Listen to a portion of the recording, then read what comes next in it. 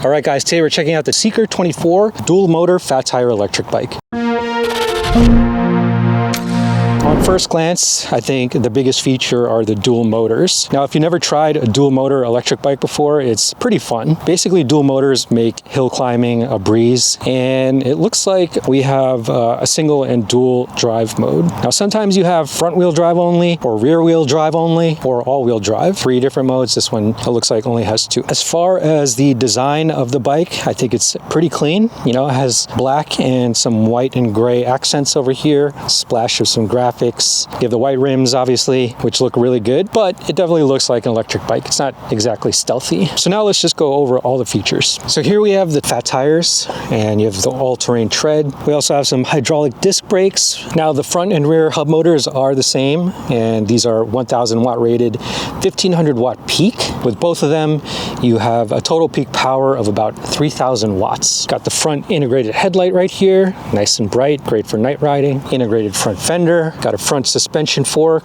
with the preload adjustment, as well as the lockout. Up top, we have these flat bars, kind of like MTB bars. Light control over here, horn, the riding mode button. So single is off, and then you press it down and you have dual. Got the display controls right here, center mounted color LCD display, Shimano 7-speed shifter, right hand half twist throttle, and you also have the key ignition here to turn the bike on and off. Now, as far as power goes, we have a UL certified 52 volt, 25 amp hour battery. So that should give you plenty of range. Although if you are riding in all wheel drive mode, you're definitely going to use up way more power than if you just have the rear wheel drive activated. Here we have a rear suspension shock, and this is where I believe the controllers are housed for each motor. A very plush saddle seat. I have it on its lowest setting because I'm a short rider, but it can go all the way up. Got an integrated rear rack, plenty of room to add a milk crate or a basket. A look at the rear hydraulic disc brake. We also got the integrated taillight with the brake functionality, integrated rear fender, the Shimano 7-speed derailleur, and the rear hub motor that's also 1000 watt rated, 1500 watt peak. And the total weight of the Seeker24 is about 80 pounds. Pretty heavy. This is not something that you would carry up the stairs pretty easily. You might need some help. I think something like this would require some dedicated storage because the motors definitely add some weight to move this thing around. So having a shed or a garage, I think, is ideal for this kind of bike. You can also remove the battery to shave off some weight when carrying it. So now that we've gone over all the features, let's take it out for its first ride.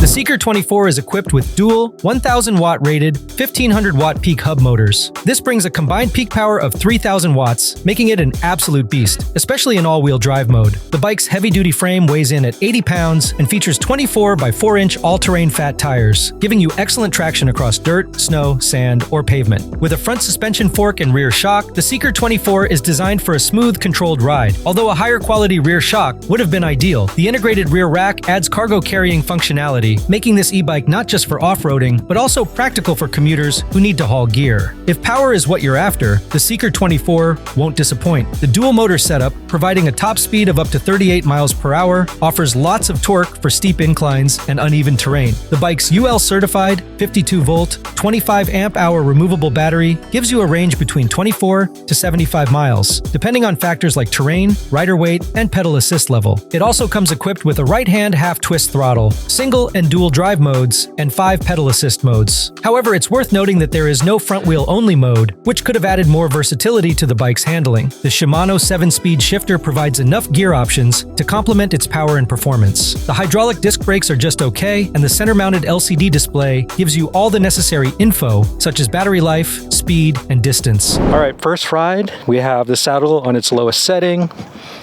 and so a little big for me. I'm kind of tippy-toeing. I have one leg on the pedal. Obviously, when I start pedaling, it'll be fine, but yeah, this is what I look like stopped. About 5'5", so probably best for riders over 5'7", but short riders can handle it. Like I said, we have 2 drive modes, single and dual, so there isn't front wheel drive only. We'll start with pedal assist level 1, and we'll do rear wheel drive only. Okay, no throttle, just pedaling. And the controller is tuned really low. So I do feel the motor There you go. Motor kicks in once you get going. And it is a natural sensation, but I gotta tell you, there's nothing natural about a dual motor electric bike. You know, you feel like there's two motors and the weight is distributed inside of the wheel. So it's a interesting sensation. Okay, we'll bump it up to pedal assist level 3. See how much power we go. No throttle, just pedaling. And yeah, way more power. Not very subtle, but I mean, that's plenty of power just on level 3 here.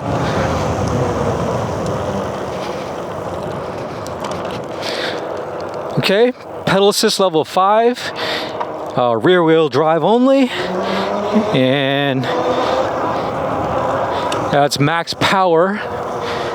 And I think I could gain more if I pull the throttle. So I'm throttling and I'm pedaling and got about 24 miles per hour on that run right there. Okay, I mean, that felt pretty typical for a fat tire electric bike in this class. So now let's do the dual motor ride mode. Okay, we'll bump it down to pedal assist level 3. No throttle. And, oh, interesting. Okay. You definitely feel more resistance when the two motors are activated. You definitely feel the wheels really gripping the pavement when they move simultaneously. All right, let's bump it up to pedal assist level 5. Woo!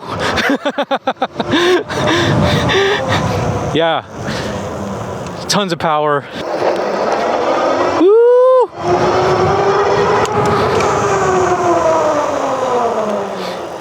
Yeah, I mean, all-wheel drive, to be honest, is so much fun. I mean, it's a little bit of a hill over here, but it can handle it pretty well and grips the terrain nicely.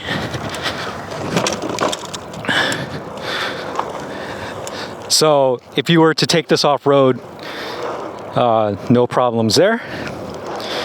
Now let's just do a brake test in dual motor mode. So let me get some speed. I'll start over here.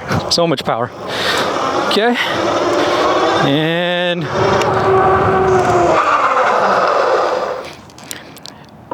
so the brakes, I really have to squeeze the brakes down for it to stop. Definitely could do it. Definitely has enough stopping power. But yeah, I think the brakes could be upgraded. Maybe the pads just aren't right for this bike, especially for the weight. About 80 pounds, right? So you want really strong brakes, especially with these dual motors moving simultaneously and at high speeds. Overall, definitely one of the more interesting dual motor fat tire e-bikes I've tried in a while. I love the sensation of all-wheel drive. Even just climbing this little incline right here was a lot of fun. A steeper, grassy incline, this thing would handle it no problem. Who is this bike for? It has an integrated rear rack, so it's probably for people who want to transport cargo and probably live in maybe a city with a mix of some off-road terrain and some pavement. But the all-wheel drive honestly was able to grip both the pavement and the grass, no issues. If you do ride in the snow, and I know some people who do, all-wheel drive is perfect for that. So if you're in a climate where there's some snow on the ground, I think this could handle it. I think now we'll hand it over to Sully. We'll go into Sully cam and he'll try it on some off-road trail. All right, so we're here on the Seeker. We're gonna go through some off-road here, but it's a little bit crowded today, so we're gonna take it really easy and just go really slow and enjoy the nature here. The dual motors are just gonna absolutely eat it up. Suspension is a little on the stiff side, but still doing the suspensioning. We'll go this direction because there's no one. Give her some beans since I don't see no one.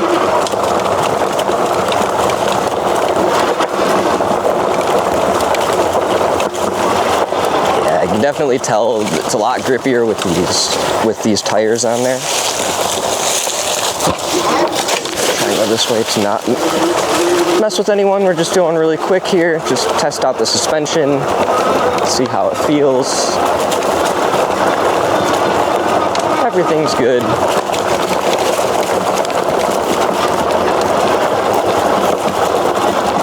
You can't even really tell you're on the loose terrain with these big knobbies. The brakes, you know, they could be better, but we got a nice little straight here. We'll give her full throttle. You hear the front tire losing grip a little bit. The overall, not bad. I mean, you'd think it would be less agile because of how big it is, but no, it seems to handle these pretty tight trails well.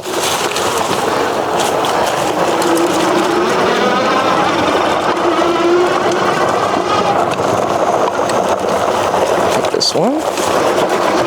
So here's one that's a bit more technical.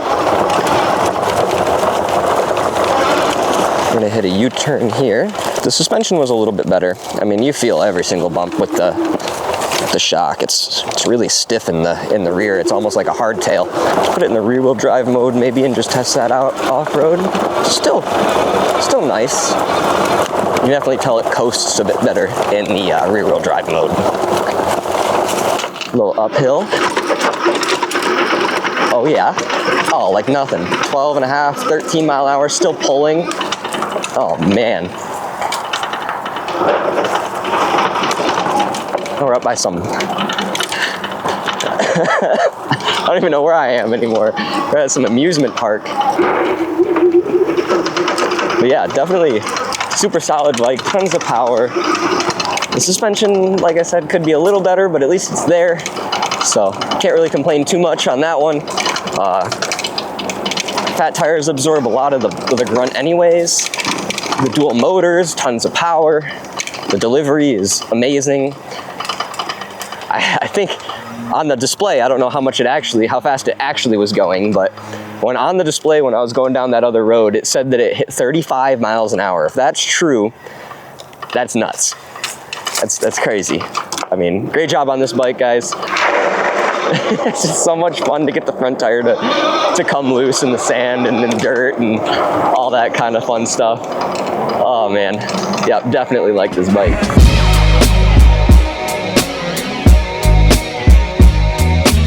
So here's what we like. The dual motor system delivers serious torque and speed, making it ideal for tackling steep hills and rough terrain. The integrated rear rack offers practical cargo carrying options, which adds to the bike's versatility. And for a dual motor e-bike in this class, the Seeker24 is extremely affordable compared to its competition. But here's some things to consider. At 80 pounds, the bike is bulky and will take up significant space indoors. It lacks the option to switch to front-wheel drive only, limiting the bike's versatility in certain riding conditions. And while the bike features full suspension, the rear shock could have been better to provide a more comfortable ride. Overall, the Seeker24 is a decent contender in the market of all-terrain e-bikes with dual motors. It's well suited for riders who want impressive power and torque for commuting or exploring. Although it could benefit from a better rear shock and front-wheel drive only, it's hard to beat the value this bike offers at its price point. So, what do you think of the Seeker24? Does its dual motor power make it the all-terrain e-bike you've been looking for? Or do you want more? Let us know in the comments below, and we'll see you guys in the next video.